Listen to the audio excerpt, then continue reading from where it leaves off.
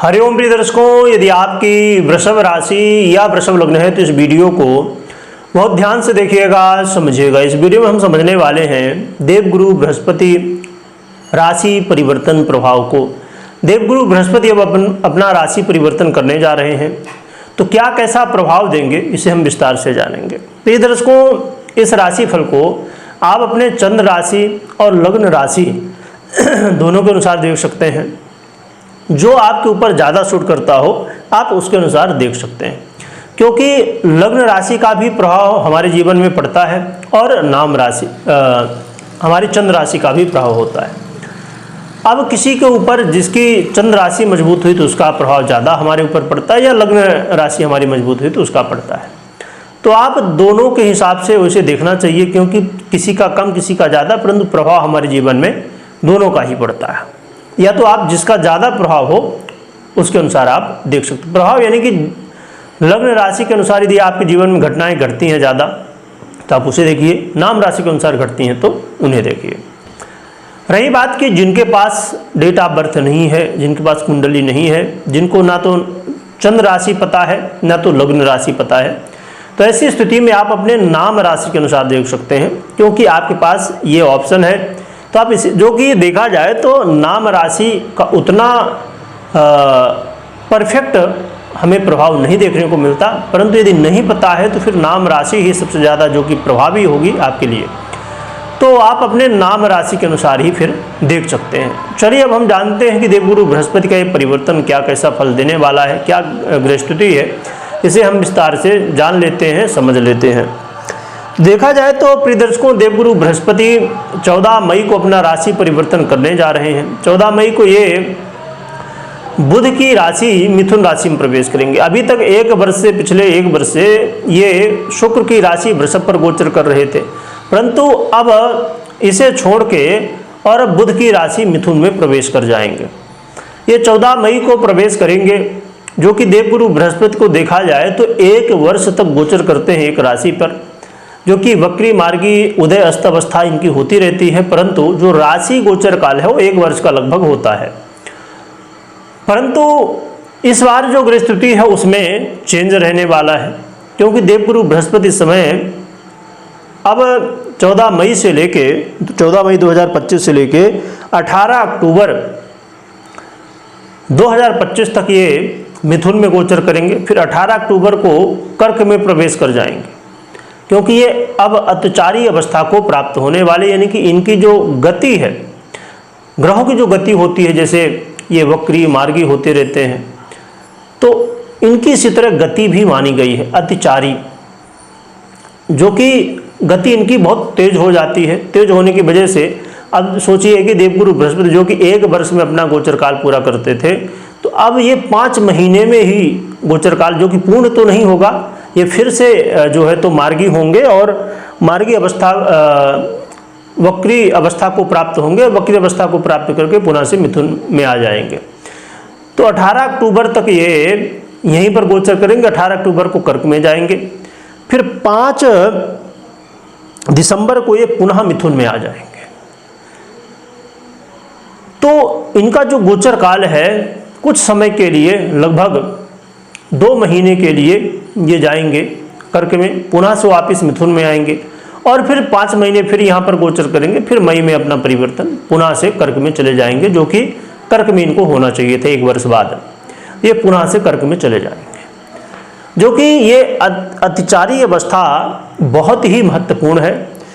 और इसके बारे में देखा जाए तो कोई भी ग्रह जब अतिचारी अवस्था को प्राप्त होता है तो उसमें कुछ न कुछ कमी रह जाती है। कमी का मतलब ये, जैसे जब देवगुरु बृहस्पति का जो काम था एक वर्ष में करने के लिए, अभी जैसे आप घर बना रहे हैं, आपको घर बनाना है और आपने ठेका दिया और मिस्त्री ने कहा या ठेका दिया या मजदूरी में आपने करवाया कि 1 वर्ष लगेगा इसे बनाने में, परंतु उसने पता चला भैया 5 महीने में ही बना दिया।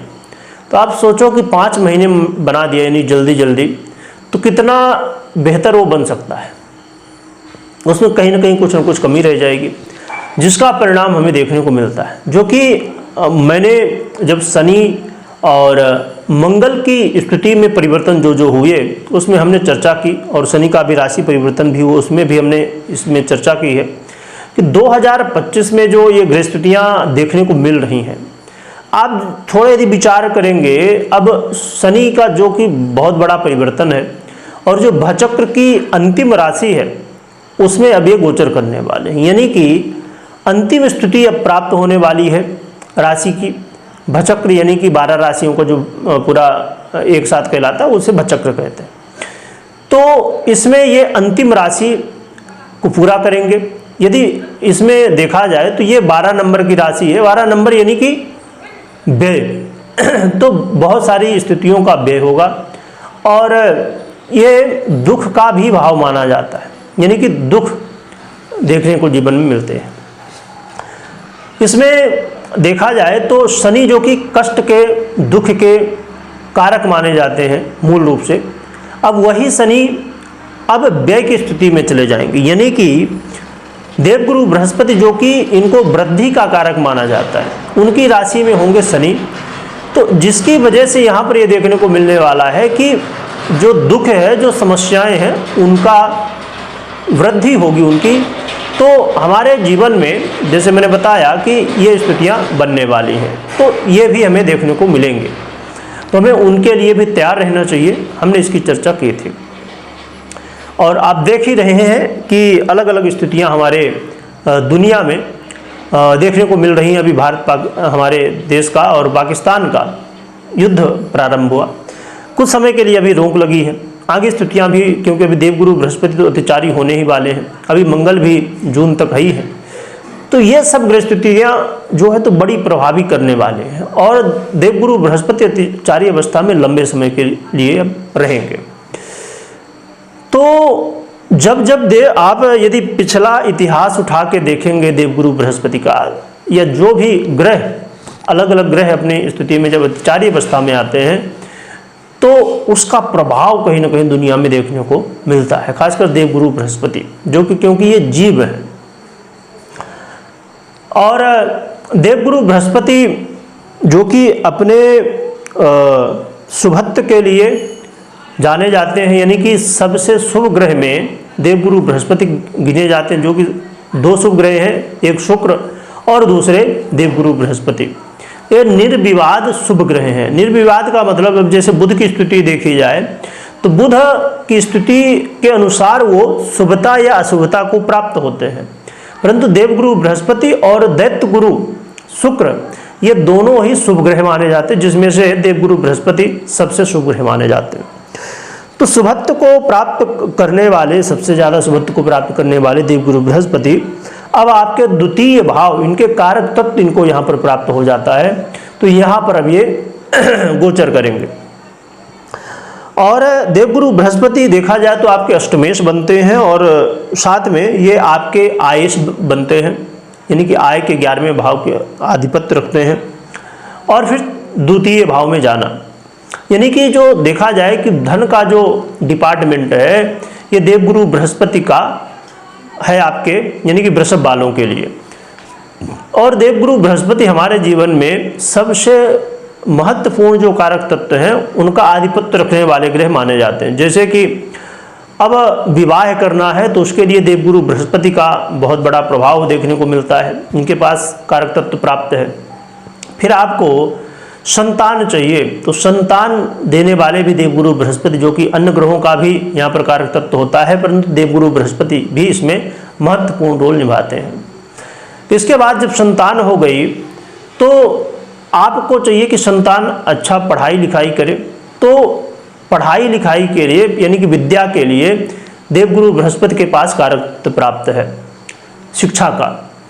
और आपको चाहिए कि अब धन हो, क्योंकि परिवार बढ़ गया है, उसका पालन करना है, तो धन भी देने वाले, धन का आधिपत्य खासकर वृषभ वालों के लिए धन का आधिपत्य तो देवगुरु बृहस्पति के पास ही है। नॉर्मली भी धन का आधिपत्य देवगुरु बृहस्पति भी करते हैं। अब जब आपके पास धन आ गया, शिक्षा आ गई, विवाह हो गया, तो आपको यश प्रतिष्ठा चाहिए। तो यश के लिए, प्रतिष्ठा के लिए देवगुरु बृहस्पति के पास कारक तत्व प्राप्त है। जब ये सब कुछ हो गया तो वृद्धावस्था जो होती है उसका भी कारक तत्व देवगुरु बृहस्पति के पास है। और यदि हमें मोक्ष चाहिए तो उसमें देवगुरु बृहस्पति का ही आधिपत्य होता है, जो कि केतु का भी होता है, साथ में देवगुरु बृहस्पति का। तो यहाँ पर और आपके जो अष्टम भाव के आधिपत्य रखने वाले ग्रह हैं वो देवगुरु बृहस्पति हैं, जो कि आयु का भाव माना जाता है, यानी कि आयु का पूर्ण होना या आयु की वृद्धि होना। तो देवगुरु बृहस्पति उन कारक तत्वों का आधिपत्य रखते हैं जो कि बहुत ही महत्वपूर्ण है हमारे जीवन में। इसलिए जब आपके जीवन में देवगुरु बृहस्पति का जो प्रभाव है परिवर्तन का, तो आपके जीवन में यानी कि हर एक व्यक्ति के जीवन में बहुत ज़्यादा देखने को मिलता है। तो देवगुरु बृहस्पति क्या कैसा फल देंगे, आइए हम जान लेते हैं, समझ लेते हैं। तो देवगुरु बृहस्पति आपके धन भाव में गोचर करेंगे, तो यहाँ पर ये धन की वृद्धि कराएंगे और साथ में ये अस्थाई धन की वृद्धि कराने वाले, जैसे भूमि भवन इत्यादि हो गए, तो इसकी वृद्धि करवाते हैं। जो भी अस्थाई धन है, जैसे बहुत लोग बैंक बैलेंस अपना बढ़ाना चाहते हैं तो कोशिश करते हैं कि भैया ये कर लें, वो कर लें, एफडी कर लें, और भी आज के समय में शेयर मार्केट इत्यादि इत्यादि बहुत सारे मार्ग हैं। जिसको जो अच्छा लगता है तो वो अपना मार्ग अपनाता है, परंतु कोशिश तो करते हैं परंतु हो नहीं पाता है। तो ऐसी स्थिति में देवगुरु बृहस्पति अब अस्थाई धन में बैंक बैलेंस में वृद्धि भी कराएंगे। तो देखा जाए तो प्रिय दर्शकों, अस्थाई धन में वृद्धि की स्थिति बन रही है। सभी तरह के अस्थाई धन में वृद्धि होती हुई दिखाई देगी। इसके अलावा देखा जाए तो यहाँ पर अचानक धन लाभ की स्थिति भी बनेगी। अचानक जो लोग लॉटरी, जुआ, सट्टा इत्यादि से संबंध रखते हैं या और भी ऐसे काम करते हैं जिसमें अचानक लाभ और अचानक हानि की स्थिति बनती है, ऐसी स्थिति में अचानक लाभ की स्थिति बनती हुई दिखाई देगी। तो इसका बेनिफिट आपको देखा जाए तो मोटे रूप में मिलेगा, क्योंकि यहाँ पर देवगुरु बृहस्पति लगभग 5 महीने के लिए अब मिथुन में गोचर कर रहे हैं।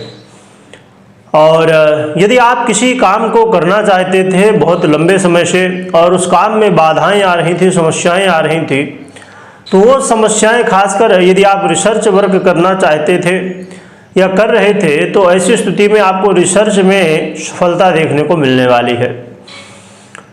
और आपके जीवन में आयु की वृद्धि और रोग से मुक्ति की स्थिति भी देखने को मिलेगी, जो कि हमें सावधानी भी आगे हम समझेंगे, उसे भी आप सुनिएगा, समझिएगा।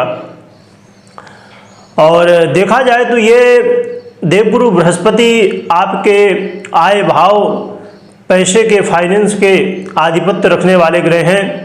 तो आपके जीवन में इनका बहुत बड़ा रोल रहने वाला है और आय में वृद्धि भी कराएंगे। आप जॉब करते हैं, बिजनेस करते हैं, जो भी आपका तरीका है, प्रोफेशन में है, तो देवगुरु बृहस्पति आय में वृद्धि कराएंगे। ऐसी स्थिति में जैसे आप सैलरी बढ़ाने के लिए कोशिश कर रहे थे परंतु नहीं हो पा रहा था, परंतु ऐसी स्थिति में सैलरी में वृद्धि देखने को मिलती है, ग्रोथ देखने को मिलती है। आपकी संभव है कि बहुत सारी इच्छाएं हों, बहुत सारी कामनाएं हों, तो आपकी वो इच्छाएं, आपकी कामनाएं पूरी होती हुई दिखाई देंगी। ये वो समय है जो बहुत लंबे समय से सोचा हुआ काम इस समय बन सकता है और आपके जीवन में देवगुरु बृहस्पति का बहुत ही महत्वपूर्ण प्रभाव देखने को मिलने वाला है। आपके करियर में आप जॉब करते हैं, आपके बॉस के साथ, आपके कलीग के साथ नहीं बन रही थी, बहुत ज़्यादा राजनीति आपके साथ हो रही थी, तो इसमें अब कमी देखने को मिलने वाली। खासकर बॉस के साथ यदि अनबन की स्थिति या किसी तरह की मतभेद की स्थिति बनी हुई थी तो अब इसमें सुधार होगा। और देवगुरु बृहस्पति आपके षष्ठम भाव को भी अपनी पंचम दृष्टि से प्रभावित करेंगे। यदि आप, जैसे मैंने बताया ही कि रोग बाधाओं से घिरे हुए हैं, तो यहाँ पर आपको आरोग्यता की प्राप्ति होगी। परंतु देवगुरु बृहस्पति हैं वो अपने अनुसार उनका जो, क्योंकि कभी भी, जैसे मैंने पहले ही बताया कि कभी भी सिक्के के एक पहलू नहीं होते, 2 पहलू होते हैं किसी भी चीज़ के। आप देखेंगे तो जब देवगुरु बृहस्पति रोगों से मुक्ति तो दिलाएंगे, परंतु आगे क्या और रोग क्या दे सकते हैं ये भी हम जानेंगे। देवगुरु बृहस्पति आपके आयस और धनेश हैं और षष्ठम से संबंध बनाने की वजह से, दृष्टि इनकी पड़ने की वजह से यदि आप कर्ज में, लोन में फंसे हुए हैं और बहुत प्रयास आप कर चुके हैं, परंतु कुछ न कुछ समस्याएं आ जाती हैं, लोन नहीं पूरा हो पाता है, कभी कुछ काम आ गया, कुछ काम आ गया, कभी पैसा इतना कम पड़ गया, ऐसा कुछ न चीज़ें करते करते कैसे करके और जीवन में खूब आपने प्रयास किया, परंतु बहुत लंबे समय से लोन पूरा करने की कोशिश कर रहे पर हो नहीं पा रहा। परंतु ये समय होगा जो कि लोन से मुक्ति के मार्ग आपको मिल सकते हैं। यदि आप शत्रु बाधा से परेशान थे तो वो भी अब दूर होती हुई दिखाई देंगे। इसके अलावा देवगुरु बृहस्पति आपके अष्टम भाव को भी सप्तम दृष्टि से अपने देखेंगे, तो मैंने बताया ही कि अचानक धन प्राप्ति की स्थिति देखने को मिलेगी और वो लाभ जिसके लिए आप सोच रहे थे कि ऐसी, और हर एक व्यक्ति चाहता है कि भगवान की ऐसी कृपा हो जाए कि अचानक, अब जैसे आज के समय में IPL वगैरह चलता है और भी ऐसे बहुत सारे मौके लोगों के लिए मिलते हैं, कौन बनेगा करोड़पति, और भी ऐसे बहुत सारे मौके जो कि इसमें देखा जाए तो बहुत सारे इनके नियम कानून, उनको जानना समझना हर व्यक्ति के लिए संभव नहीं हो पाता, परंतु हर एक व्यक्ति इच्छा करता है कि हमारे भाग्य में भी ऐसी भगवान की कृपा हो जाए कि हमारे भाग्य में भी 3 करोड़ रुपए आ जाएं, या करोड़पति में बनने जा रहे हैं यदि कौन बनेगा करोड़पति, उसमें 7 करोड़ आ जाए। तो ये जरूरी नहीं कि हर एक व्यक्ति 7 करोड़ जीते, हर एक व्यक्ति 3 करोड़ जीते, परंतु आपकी कुंडली के अनुसार क्या कैसी ग्रह स्थिति है, क्या कैसी दशाएं चल रही हैं, तो उसके अनुसार कुछ ना कुछ अचानक धन लाभ देखने को मिल सकता है। आप देखते हैं कि कोई व्यक्ति अपने जीवन में पैदा हुआ है आपके साथ ही, यानी कि जिस तारीख को आप पैदा हुए उस तारीख को उसका भी पैदा हुआ, परंतु दोनों के जीवन में आगे चल के बहुत बड़ा डिफरेंस होता है। इसी तरह हर एक व्यक्ति के जीवन में अचानक धन लाभ हो या अन्य स्थितियां हों, तो वो कितनी कम या कितनी ज़्यादा मात्रा में आपको प्राप्त होंगी, ये डिपेंड करता है आपके कर्म, आपकी कुंडली, आपकी दशाएं, ये सब चीज़ें, हमारे पूर्व जन्म के कर्म, ये सभी चीज़ें डिपेंड करते हैं। तो देखा जाए तो देवगुरु बृहस्पति बहुत ही महत्वपूर्ण फल आपको देने वाले हैं, बहुत अच्छे फल भी देने वाले, परंतु हमेशा नेगेटिव पॉइंट को भी हमें ध्यान में रखना चाहिए, क्या सावधानी रखनी है वो भी हम समझ लेते हैं। जैसे कि देवगुरु बृहस्पति आपके द्वितीय भाव यानी कि धन भाव में गोचर करेंगे, ये है वाणी का भाव, और ऐसी स्थिति में जब वाणी के भाव में देवगुरु बृहस्पति गोचर करना शुरू करते हैं तो व्यक्ति के अंदर ज्ञान बहुत दिखता है, परंतु कई बार उसका आप गलत उपयोग कर देते हैं। तो वहीं पर देखिए, किसी भी चीज़ की, अब कोई बहुत अच्छा भोजन किया हुआ है, उसका बढ़िया पेट भरा हुआ है, फिर आप कह दें कि नहीं नहीं नहीं भाई, ये तो उससे भी अच्छा खाना है, भोजन है या कोई भी चीज़ है, तो लो तुम खा लो। तो जब पेट में भूख ही नहीं है तो खाएगा कहाँ से? इसीलिए हमें ज्ञान भी उसको ही देना चाहिए, ज्ञान वहीं देना चाहिए जहाँ उसकी आवश्यकता हो। बिना आवश्यकता के यदि हम किसी चीज़ को कोशिश करें कि चलो भाई, अब किसी के समझिए कि आईफोन किसी के पास है, यदि उसको देने जाएं तो भाई क्या ज़रूरत है, जो कि लोग आज के समय में भैया ले लो चलो कोई बात नहीं, परंतु वास्तविकता ये है कि जब आपके पास कुछ है पहले से तो उसका भी यूज बहुत ज़्यादा नहीं रहने वाला।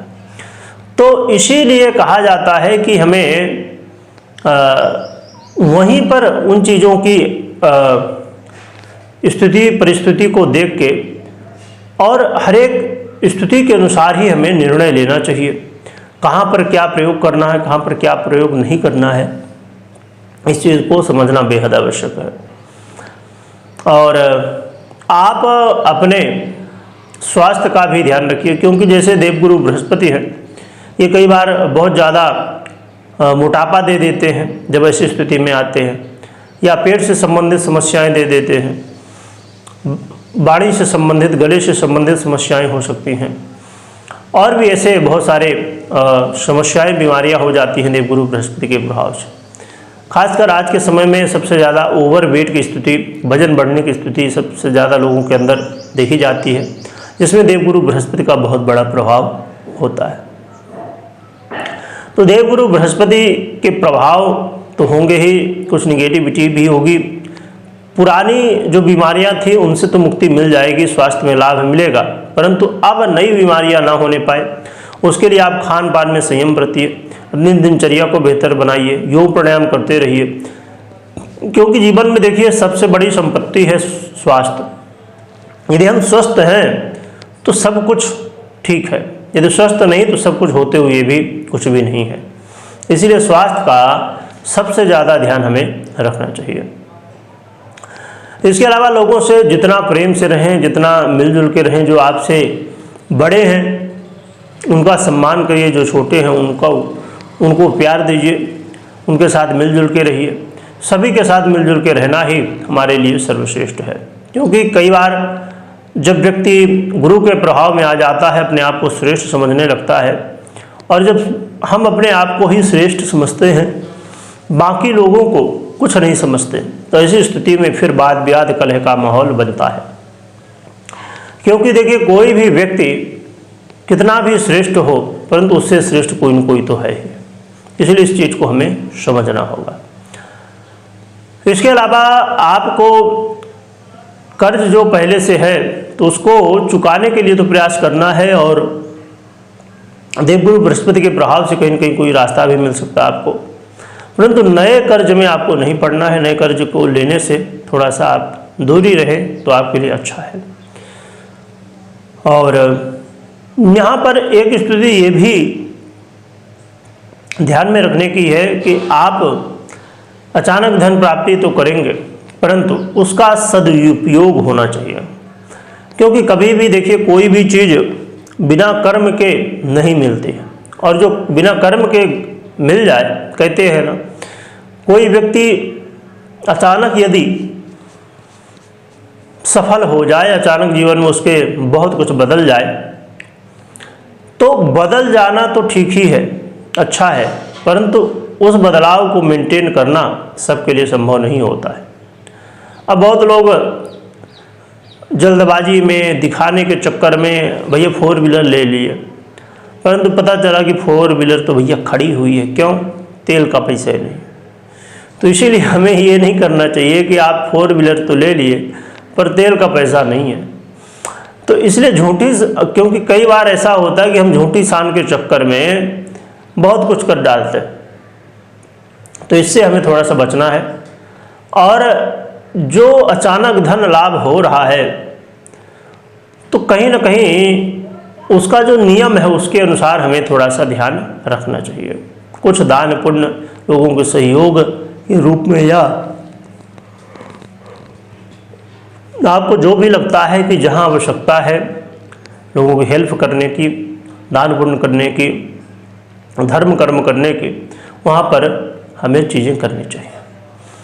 इसके अलावा आपको ये भी ध्यान रखना है कि जो आपसे बड़े हैं, आपसे श्रेष्ठ हैं, उनका सम्मान करिए। जो आपके सहयोगी हैं उनका भी ध्यान रखिए, उनसे भी बहुत प्रेम से रहिए, तो ये आपके लिए अच्छा रहने वाला है। इसके अलावा जब देवगुरु बृहस्पति का संबंध एकादश भाव यानी कि आपके 11वें भाव से बनता है, देवगुरु बृहस्पति जो कि सबसे बड़े माने जाते हैं, तो ये सोच भी हमें उसी तरह सबसे बड़ी दे देते हैं। तो बड़ी सोच रखना बहुत ज़रूरी है, और हर एक व्यक्ति को बड़ी सोच रखनी चाहिए, परंतु उतनी ही बड़ी सोच जितनी की हमारी क्षमता है। यानी कहा जाए कि भैया सीधा शब्दों में कि हमारी जितनी औकात है उतना ही हमें करना चाहिए जो भी करना है।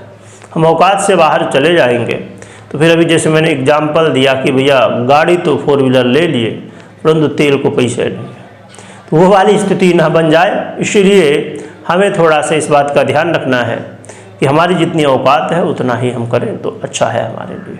क्योंकि कई बार आपका मन जो है बड़े बड़े विचारों को रख लेगा, एक विचार हो गया, दूसरा हो गया, तीसरा हो गया, तो ये कितने विचारों को आप पूरा करोगे, कितनी इच्छाओं को पूरा करोगे। इच्छा का भाव है, कई सारी इच्छाएं पूरी होंगी।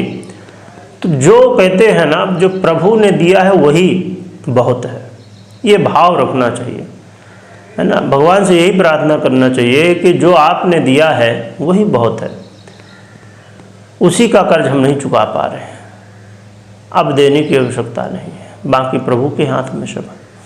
तो जब ये भाव आता है, समर्पण भाव आता है, और कहते हैं ना कि जब आवे संतोष धन सब धन धूर्य समान। तो संतोष धन यदि हमारे जीवन में, जो कि मैं हमेशा कहता हूँ कि खूब कमाना चाहिए, खूब बनाना भी चाहिए, परंतु संतोष भी रखना चाहिए। और संतोष रखने का ये मतलब नहीं कि भैया कल से बैठ जाओ घर में, बोल दो हमको तो संतोष हो गया, अब काम में जाने नहीं है, तो ये संतोष नहीं कहलाता। संतोष वो कि जो आप कर्म कर रहे हैं उससे जो प्राप्त हो रहा है उससे खुश रहिए, जो भी आपको प्राप्त है, और जो प्राप्त होगा तो और अच्छी बात है। अब क्योंकि कई बार ऐसा देखा जाता है, जब कुंडली लोग विश्लेषण करवाते हैं तो कुछ लोगों के मन में, अरे गुरुजी 5 फैक्ट्री है, परंतु 2-4 और हो जाती तो बढ़िया हो जाता, मन शांत रहता है। कह रहे हमारे पास यदि सोचिए 10 फैक्ट्री होती तो क्या आनंद था, बिल्कुल आनंद होता और भी, परंतु भैया 5 है तो उसमें तो खुश रहो, फिर 5 और खोलने की कोशिश करो, जो भी आप करते हैं उसके अनुसार।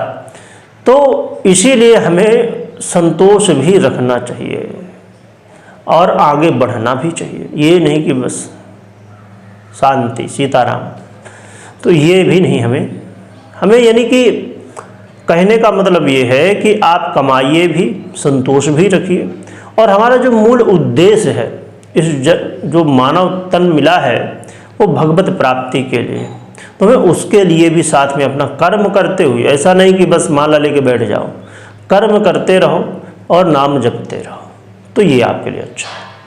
तो देखा जाए तो कुछ ये सावधानियां हैं जो कि आपको रखनी चाहिए, और बहुत ज़्यादा भाग दौड़, बहुत ज़्यादा इस चक्कर में कि नहीं ये भी हो जाए वो भी हो जाए, तो ऐसे चक्कर में कुछ भी नहीं हो पाता। तो बहुत इस चक्कर में नहीं पड़ना है। हाँ, कर्म करिए, खूब आगे बढ़िए।